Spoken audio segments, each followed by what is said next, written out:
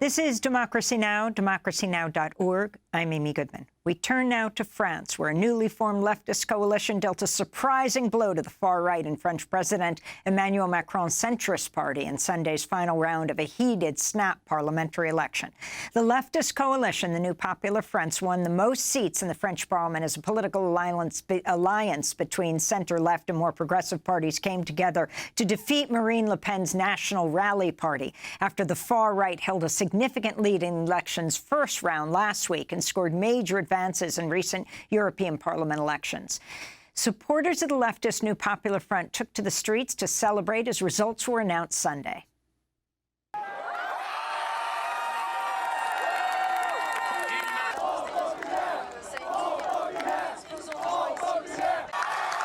No party has secured an absolute majority in France's National Assembly, with the New Popular Front winning 182 seats, short of the 289 seats required for an absolute majority to form a new government. Prime Minister Macron stunned France by dissolving National Assembly and calling snap elections in the hopes French voters would keep his centrist coalition in power. Following their defeat, Macron's Prime Minister, Gabriel Attal, offered to resign, but Macron today asked him to stay on temporarily to, quote, ensure the stability of the country, unquote. The pair met at the presidential palace earlier today, along with Macron's top political allies. The New Popular Front has vowed to raise the minimum wage, to cap the price of essential foods and utilities, and to throw out Macron's hugely unpopular pension reform, which raised the retirement age. The group says it'll reimpose taxes on the wealthiest and corporations. The New Popular Front also says it'll recognize Palestinian statehood after Macron's government earlier this year refused to do so. The head of the Progressive France Unbowed Party, Jean-Luc Mélenchon, spoke following his coalition's victory Sunday. Le président a le pouvoir. The president has the power. The president has the duty to call on the New Popular Front to govern. It is ready. The New Popular Front will respect the mandate, according to the vote cast for its candidates. Our given word will be respected. The New Popular Front will apply its manifesto, all its manifesto, and nothing but its manifesto. Far-right leader Marine Le Pen, whose party had steadily risen in popularity across France, backing anti-immigrant, xenophobic, racist, anti-Muslim and anti-Semitic policies, slammed the results of the election. We're losing one more year of unregulated immigration, one more year of losing purchasing power, one more year of a blowing up of insecurity in our country. Comes just a few weeks before Paris hosts the Olympics. For more, we go to Paris, where we're joined by two guests. Marjane Satrapi is a French-Iranian filmmaker, author of the graphic novel Persepolis. Her recent book, Woman, Life, Freedom. She designed a 30-foot-long tapestry commissioned to mark the 2024 Summer Olympics in Paris. We're also joined by Rokhaya Diallo, French journalist, writer, and filmmaker. We welcome you both to Democracy Now! Rokhaya, let's begin with you. Your assessment of what took place, this upset victory where the left came in first, the centrist, Macron, came in second, and the far right third.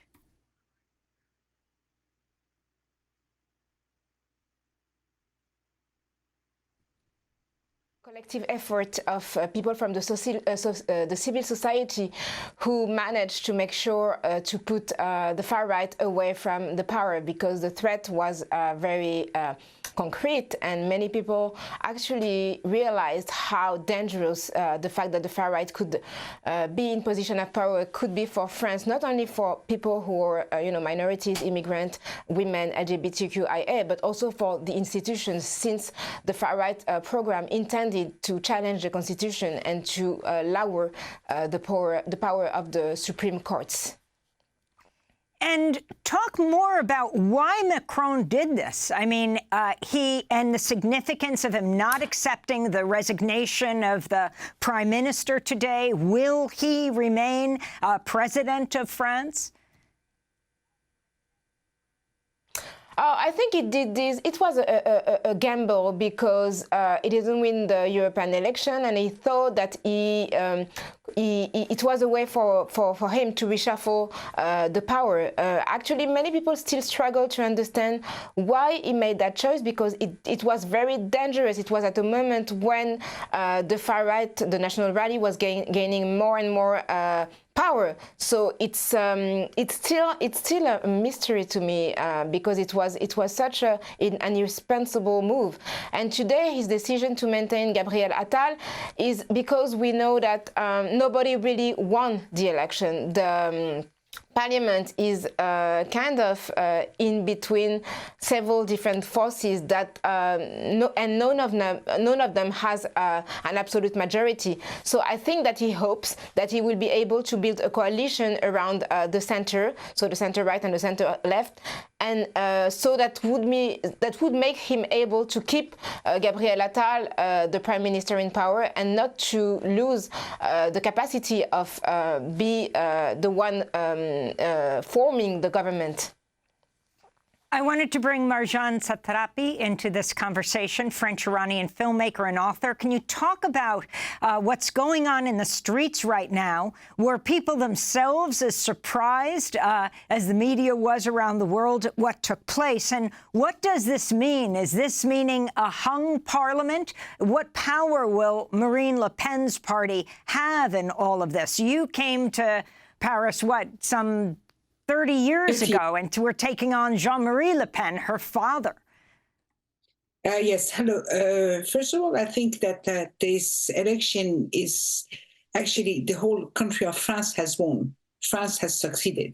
The value that are defended in France, the value of the human rights, or the value of, actually accepting people, having them, giving them shelter.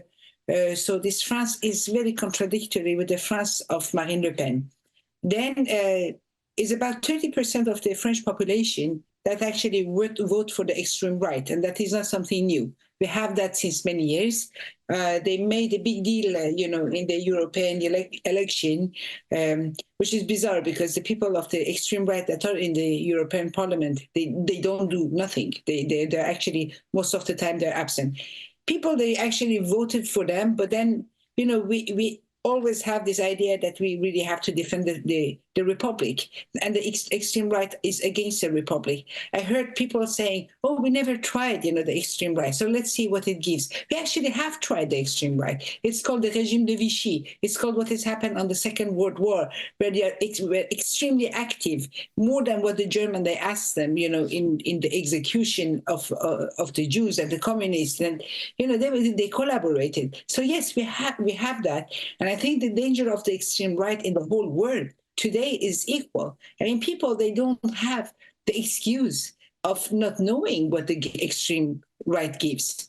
Nobody has the excuse of this lack of knowledge. We all know what happened in the Second World War. We know that was the extreme right, and we know what is the result of the extreme right. So anywhere in the world, in the democratic world, that is a vote for that is actually a vote for dictatorship. And French people, basically, most of them, they didn't want. Now the situation is somehow complex. But you talk a lot about Jean-Luc Mélenchon. I don't think that he's a representative of this united left, because unlike what is said, he's not a progressive leftist. He's a radical leftist. I think he's anti-Semite. His relationship with Hamas is quiet. We don't know what it is. His relation with Putin is uncertain. He has been in awe in front of all the dictators of South American. He was in love with Chavez. He loves all these dictators. I think this coalition, you have four parties. One of them is the party of Jean-Luc Mélenchon, where the big heads of actually this party, they have left it because they couldn't stand him anymore. People like Clémentine Aubrun or Ruffin, or all this big power they have left. You have the communists, you have the socialists, you have the ecologists. So you have this coalition, but the most important, that was a slap in the face of the extreme right. But also during this 1 week, I think people in the television and in the interviews, they saw the candidate of the extreme right. And, it's a joke as a candidate. None of them, they have a program. I mean, it's always easy to be against. It's always very easy to be in opposition. But once it comes to govern the country, you have to have some knowledge. You have to have an economical program. Just saying, oh, the immigrant people, they do this and that, and they come. The immigrant people also work. I mean, I work in France. Each film that I made in France, I don't know, hundreds of French people work. We bring money, we pay our taxes. We are part of this society. So, and French people, they celebrated that. So, yeah, it's the victory of France. I want to ask Rokhaya Diallo if you share that assessment of Mélenchon. Certainly Jeremy Corbyn, who we just spoke to, who won back his seat as a member of parliament in Britain, as a friend of Mélenchon, did not feel that way. Your assessment and where this all goes. So I think, first of all, the issue is not about Jean-Luc Mélenchon. It's about the left which managed to build a coalition. I don't agree with the fact of classifying France Unbowed, the party of Jean-Luc Mélenchon, as a radical left party, since the Supreme Court of France, Le Conseil d'État, has classified the parties. And the only party that is classified as being extreme is the far-right National Rally. So all of the left parties as labeled as being from the left. And the other thing, to me, which is important, is that I think it's important to temper the joy of the fact that the National Rally, the far right, didn't win, because even if they didn't make it to have the absolute majority, they had opened the floodgates of racism. During the campaign, we've seen many people being abused, being assaulted, being insulted because they were LGBTQIA, because they were minorities, because they were foreigners. There have been physically and verbally insulted, even assaulted, even people who were very, famous and visible journalists. So I think that we need to address what was at the heart of the campaign of the far right, which is racism. So, of course, there is an issue of anti-Semitism that needs to be addressed on the left, and not only, according to me, in the party of Jean-Luc Mélenchon. I think this is an issue, but I think that they have been demonized because of their pro-Palestinian stance and because they are the only party to actually address Islamophobia. And I think that the left in France needs to address Islamophobia because the anti-Muslim sentiment is very, very widespread, and it's the reason why the National Rally has been normalized, because the Islamophobia is so normalized now today in France that it's easy for the National Rally to just to appear to be respectable. So I think that the next step for the left will be to be explicit on how they want to address racism and actually systemic racism, because not only the France Unbowed has been demonized, but also many anti-racism activists, and especially those who were Muslim, have been demonized and seen as being, against the so-called universalist ideology that is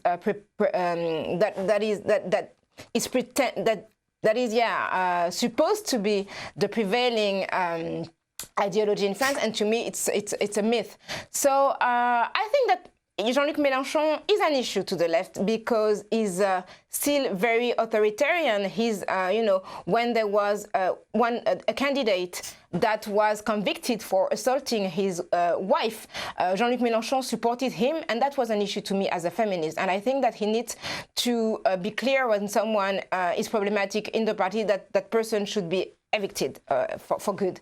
And I think that anti-Semitism is core to the far right. That's the program of the far right. It was the National Rally was founded by former Waffen-SS, by people who were Nazis, who were Holocaust deniers, and who were also involved in the French colonization of Algeria. So,